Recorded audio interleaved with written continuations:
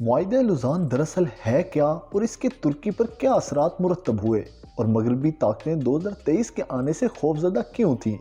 ترک صدر رجب Tayyip Erdogan اپنی تقریر میں معاہدہ لوزان کا ذکر کرتے ہوئے یہ کہتے کیوں نظر آتے ہیں کہ 2023 کے بعد ترکی پہلے جیسا ترکی نہیں رہے گا جسے یورپ کا مرد بیمار کہا جاتا تھا، بلکہ ہم اپنی زمین سے پیٹرول بھی نکالیں گے اور ایک نئی نہر بھی کھودیں گے جو بحر اسود اور بحر مرمرا کو ملا کر مربوط کر دے گی، اور اس کے بعد ترکی یہاں سے گزرنے والے ہر بحری جہاز سے ٹیکس وصول بھی کیا کرے گا۔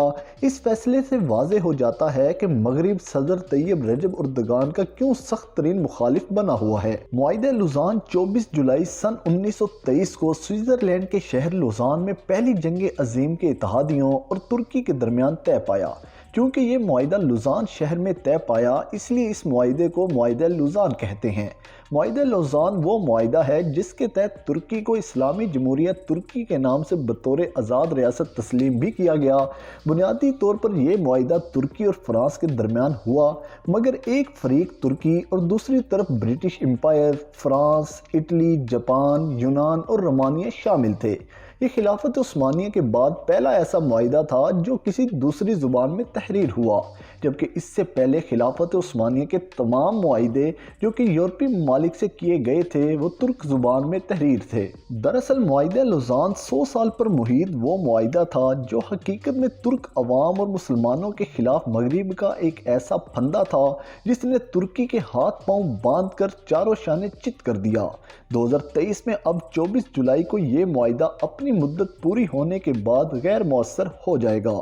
ترکی پر اس معاہدے کے تحت کون سی پابندیاں لگائی گئی تھیں جو اب ختم ہو جائیں گی؟ نمبر 1، معاہدہ لوزان کی روح سے خلافت عثمانیہ ختم اور سلطان کو ان کے خاندان سمیت ترکی سے جلا وطن کر دیا گیا تھا۔ نمبر 2، سلطنت کی تمام ملکیت ضبط کر لی گئی تھی جس میں سلطان کی ذاتی املاک بھی شامل تھی۔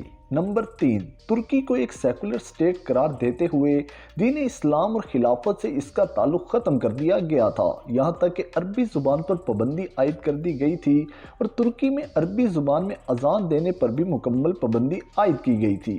نمبر 4، ترکی پیٹرول کی غرض سے نہ اپنی زمین پر اور نہ ہی کسی اور خطے میں ڈرلنگ کر سکے گا اور اپنی ضرورت کا سارا تیل امپورٹ کرنے کا پابند ہوگا۔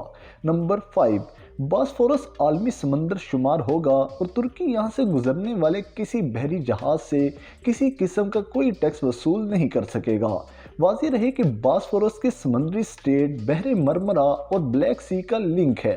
اس کی اہمیت کا اندازہ اس بات سے لگایا جا سکتا ہے کہ عالمی تجارت کی ریڑھ کی ہڈی سمجھی جانے والی سوئز کنال کے ہم پلہ قرار دیا جاتا ہے۔ ترکی کے صدر طیب رجب اردگان ایک سے زیادہ بار واضح کر چکے ہیں، اور اس کے علاوہ رجب اردگان نے 2 سال پہلے اقوام متحدہ میں تقریر کرتے ہوئے ان ممالک کو مخاطب کیا جو کہ خلافت عثمانیہ کے ٹوٹنے میں وجود میں آئے تھے۔